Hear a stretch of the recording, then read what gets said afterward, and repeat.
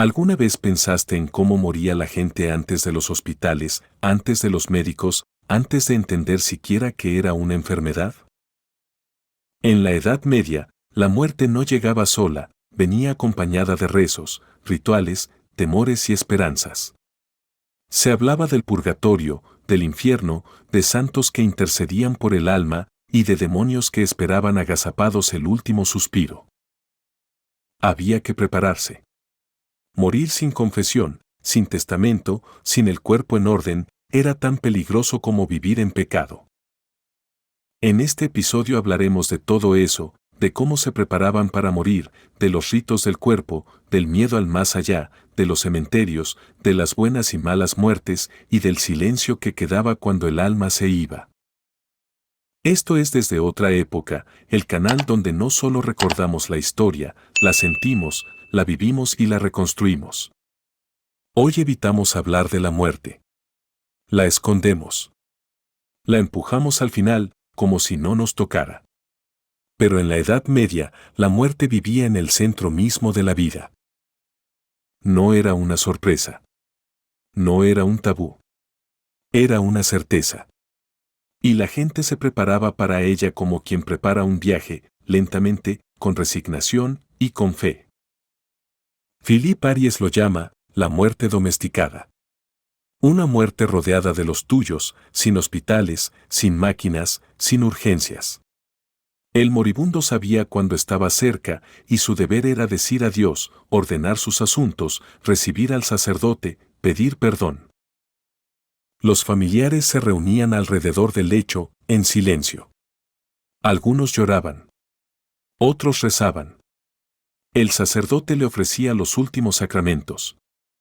Y si el moribundo aún podía hablar, pedía perdón o daba bendiciones. No había nada de íntimo en morir. Era un acto público, compartido. Y todos sabían qué debían hacer, como si fuera parte de una coreografía sagrada.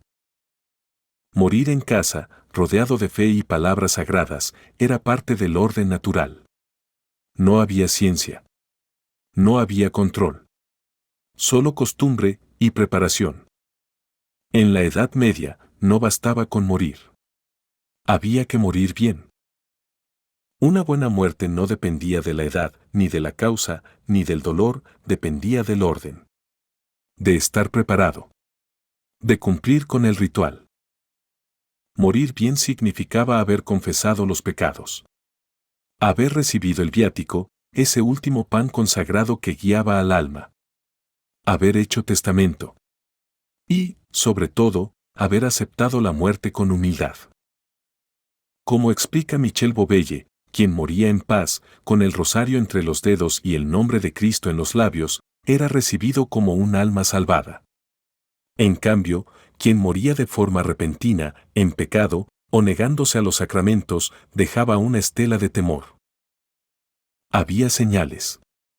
Se decía que un gesto sereno, una mirada fija al cielo o una lágrima final eran signos de salvación.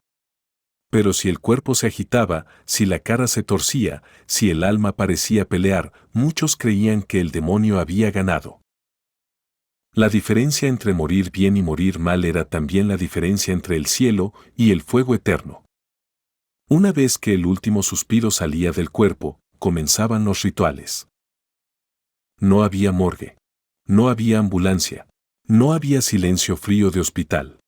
Solo una casa, un cuerpo, y una comunidad que sabía qué hacer. El cuerpo se lavaba con agua tibia. Se cubría con un lienzo blanco. A veces se ponía entre las manos un crucifijo de madera. Las velas se encendían alrededor del lecho. Se abrían las ventanas si era posible. El alma debía tener salida. Los rezos comenzaban pronto. Responsos, salmos, letanías. El sacerdote regresaba, esta vez no para salvar, sino para acompañar. En muchos lugares, el cuerpo era velado durante la noche. No por costumbre, sino por fe, se creía que el alma rondaba, que aún podía escuchar, que aún necesitaba luz, calor y oración. Algunos textos de la época recomendaban repetir el nombre de Jesús una y otra vez, como una cuerda que guiara al alma en la oscuridad del tránsito. Morir no era simplemente apagarse. Era cruzar. Y ese cruce estaba lleno de gestos. Cada vela, cada oración, cada mano que cerraba los ojos del muerto, tenía un propósito. No era teatro. Era necesidad. Porque en esa sociedad, el alma era más real que la carne. Y su destino, más importante que cualquier herida. Si hoy la muerte genera tristeza, en la Edad Media, generaba pavor. No por el dolor físico ni por el sufrimiento, sino por lo que venía después. Por el juicio, por la condena, por el fuego eterno. El infierno no era una metáfora, era un lugar. Y su existencia era tan cierta como la del cielo. Desde púlpitos y murales, desde cantos y oraciones, la Iglesia recordaba cada día que, al morir, el alma era juzgada. Y si encontraba pecado, el castigo era tan eterno como justo. Las iglesias estaban llenas de imágenes de condenados. Cuerpos desnudos ardiendo, colgados, devorados por demonios. El purgatorio, aunque menos terrible, no era consuelo, era una larga espera, donde el alma sufría hasta que alguien, en vida, pagara por ella con misas o indulgencias. Michel Bobelle explica que, en la Edad Media, morir sin confesión era morir en peligro. Incluso si alguien había sido virtuoso, bastaba un pecado mortal no perdonado para condenarlo para siempre. Por eso el último momento era tan importante. Por eso se aceleraban confesiones, se daban limosnas a última hora, se pedían perdones apresurados. Porque lo que estaba en juego no era el cuerpo, era la eternidad. Morir era un acto comunitario. Y enterrarse, también lo era. En la Edad Media, los cementerios no eran espacios alejados. No estaban ocultos detrás de muros. Estaban en el corazón de la ciudad, al lado de la iglesia, junto a las casas, donde todos pudieran ver y recordar. Los cuerpos eran envueltos en sudarios, generalmente de lino o estopa, y enterrados directamente en la tierra. Solo los nobles o los eclesiásticos podían tener ataúdes de madera. La mayoría descendía al suelo envuelta en tela, entre oraciones y con la cabeza orientada al este, esperando la resurrección. Aries describe cómo el entierro no era un acto privado. Era público, con vecinos, amigos y pobres invitados. Muchos caminaban detrás del cuerpo.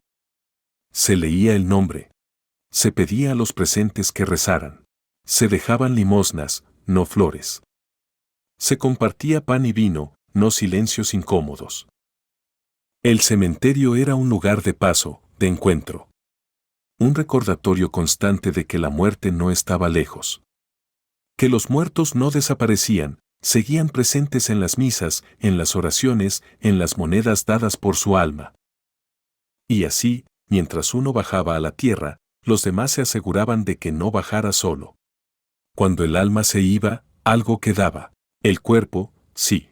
Pero también el eco de lo vivido, el peso de lo dicho, el silencio que dejaba su ausencia. En la Edad Media, no se hablaba de la muerte como un final, sino como un tránsito. Un cruce. Una travesía que debía hacerse en paz, con el alma en regla, con la conciencia quieta. Los vivos seguían ocupándose del muerto. Rezaban novenas, ofrecían misas, repartían limosnas. Se decía su nombre en voz alta, para que no se perdiera en la oscuridad. ¿Por qué si nadie rezaba por ti, cómo saldrías del purgatorio?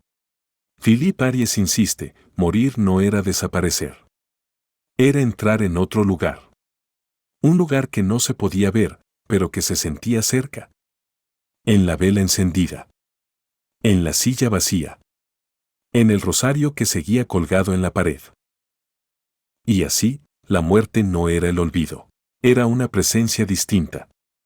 Una que recordaba, todos los días, que la vida no era eterna.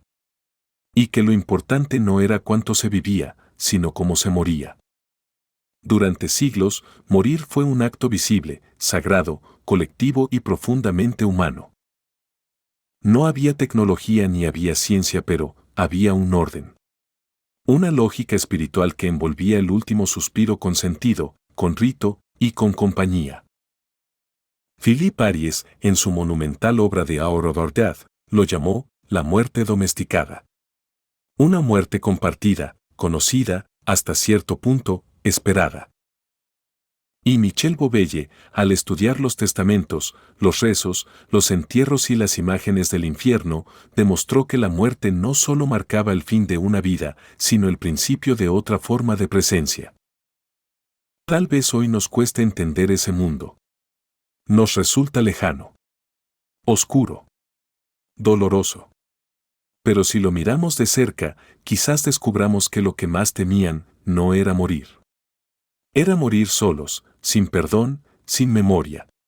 Y en eso, tal vez, no hemos cambiado tanto. Gracias por ver este episodio de Desde Otra Época. Si te conmovió, te sorprendió o te dejó pensando, suscríbete, comenta y comparte. Porque juntos, estamos reconstruyendo la historia desde el alma.